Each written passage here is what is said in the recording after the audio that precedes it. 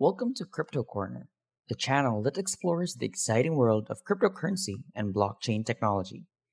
In this video, we will delve into the insights and perspective of Ray Dalio, one of the world's most successful investors, as he shares his thoughts on leadership and currency. But before we go on, make sure to hit the like and subscribe button to stay updated for more of our content. But besides that, let's get into it. In his speech, Ray Dalio highlights the timeless nature of cause and effect relationships, explaining that while there is evolution over time, there are also repeating cycles. He gives the example of the Federal Reserve, which is often put in a position of having to choose between allowing defaults or printing money.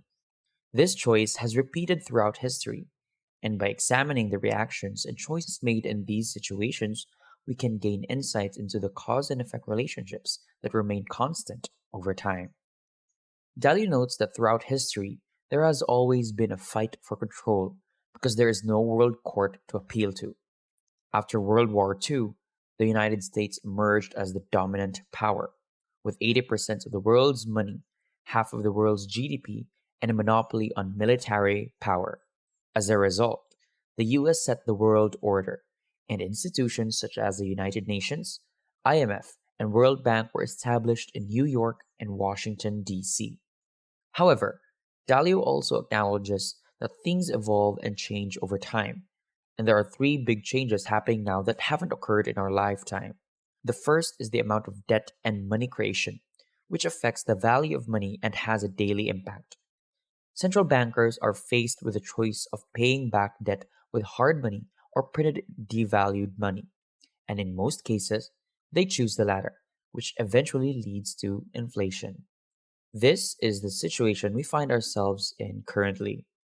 The second big change is great internal conflict that arises when there is a large wealth and values gap coupled with a financial problem. This is when we see the rise of populism of the left and the right. Those who feel disenfranchised went fighters, not compromisers, leading to hardened positions and no compromise. Ray Dalio warns that in some upcoming elections, we could potentially see a situation where neither side would accept losing, and they might not even follow the rulings of the Supreme Court. The third big change is the rise of a great power to challenge the existing great power, such as China challenging the United States. There are five kinds of wars that typically start in sequence: a trade war, a technology war, a geopolitical influence war, a capital and economic warfare, and finally, a military war. Dalio cautions against looking at the economy in the rearview mirror and only seeing low levels of inflation without understanding monetary inflation. There are two types of inflation: demand driven inflation and monetary inflation. The latter occurs when there is an increase in money and credit productions that exceeds the production of goods and services, leading to a spiral of rising prices. The selling of bonds exacerbates the imbalance, and either interest rates have to go up or the central banks has to print more money, which they always do. This type of inflation is not paid enough attention to, but it can lead to situations like the inflationary depressions seen in the Weimar Republic in the early 1920s. Meanwhile, he also discussed the challenges of the monetary situation, including the relationship between debt and inflation. According to Dalio, when a lot of debt exists, paying it back becomes a challenge for the central bank, which must decide whether to pay it back in hard or depreciated money. This can lead to stagflation, which is characterized by low economic growth and high inflation. Dalio pointed out to the late 1960s and early 1970s as an example of this phenomenon. At that time, the US spent a lot of money on both the Vietnam War and social programs, which resulted in too many checks being written relative to the amount of gold in the bank.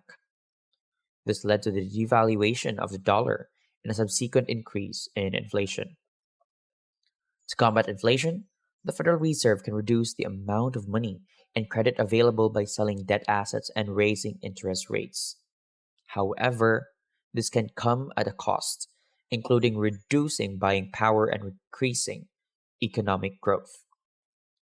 Dalio also explained inflation in a simple way. It is a function of the amount of money and credit produced relative to the amount of goods and services sold. Currently, there is a large amount of money and credit being produced, but there are bottlenecks and production disruptions due to the factors such as COVID-19 and geopolitical issues. Dalio also discussed the United States' position in the global economy, noting that it is no longer the dominant military power or economic power. China has become a larger trading partner with other countries, and the US is in relative decline. This raises the question of what will be the new global currency, and whether it will be a government currency, cryptocurrency, gold, or something else entirely. Finally, Dalu touched on the importance of currency as a medium of exchange and a store of wealth. Bonds that store currency must have a real return, but none of the major currencies currently have that. This is all this has resulted in movements out of major currencies and into other assets, and the bond market has responded accordingly. Production is also now being driven by ideological and political considerations, with self sufficiency becoming a more important factor for countries and multinational corporations. Additionally, he emphasizes the need for a strong middle ground in politics. He acknowledges that the current two party political system in the United States can lead to extremism on both sides, with approximately 30% of the population being extreme right and 15% being extreme left.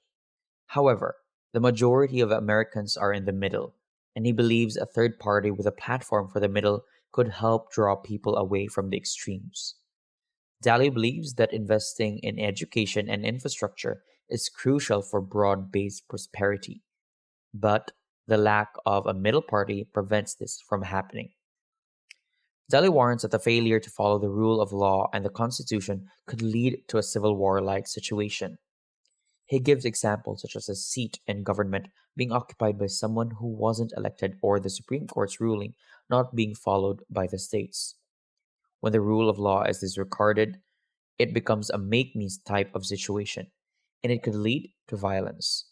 He estimates the possibility of such an occurrence at around 40%. He also noted that people tend to pick a side and speak to us through media outlets.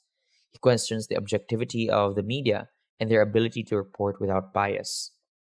Since 1980, per capita income for the bottom 60% of the population has not risen, and he believes this is because there is an element in which the reinvestment of gains does not go down to create the basics. The basics, according to him, are good parenting, good public education system, and equal opportunity. He highlights the importance of providing these basics to people to create a prosperous society. However, the growing population that lacks these basics leads to disenfranchisement and other issues. He believes this is why Donald Trump was elected as president. The solution to this problem, he believes, is to invest in education and infrastructure and create a platform for the middle that draws people away from extremism. He also discusses the international lending system and how it operates.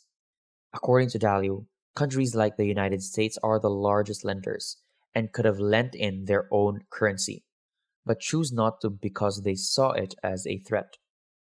The goal of such countries is not to disrupt the world order, but rather to be as great, rich, and powerful as possible. Dalio explains that historically, international relations have been similar to Confucianism, where countries are in a tribute system and each country knows its place in the hierarchy. Other countries would almost be like a vassal states, acknowledging the power of other countries and operating in harmonious ways. However, Dalio emphasizes that the Chinese leadership is paranoid about maintaining the power of the Communist Party. They believe in a top down, autocratic system, while Americans believe in a more bottom up approach to democracy. This difference in ideologies and approaches to governance has led to conflicts, such as the punishment of an NBA team and the league as a whole by the Chinese government when players spoke out on Hong Kong. Daly notes that the Chinese will not give up their approach any more than Americans would give up the Constitution or their freedom of speech. On the other hand, we must also understand that China's approach to governments is like a religion to them. just as different religions have deeply held beliefs all over the world. He also notes that every individual who buys products from or interacts with China is faced with cosmic questions about how to approach the issue of human rights. Dalio relies on the guidance of both governments and has studied Chinese history to understand their approach to governance. He notes that the Confucian system was the first meritocracy that created broad based education and exams to select the most capable individuals for jobs, thus reducing corruption. While there have been good and bad dynasties in China's history, the common ingredients of success have remained the same. Ray Dalio added that the qualities of a great leader throughout history and how they adapt to changing circumstances. He believes that a great leader understands the circumstances and has the vision to carry that forward while also being able to get the population behind him. He thinks that a strong middle is crucial for the population to work together and make progress. That was Ray Dalio's take on the qualities of great leadership and the importance of understanding history in making investment decisions. As always, we hope you found this video informative and thought provoking.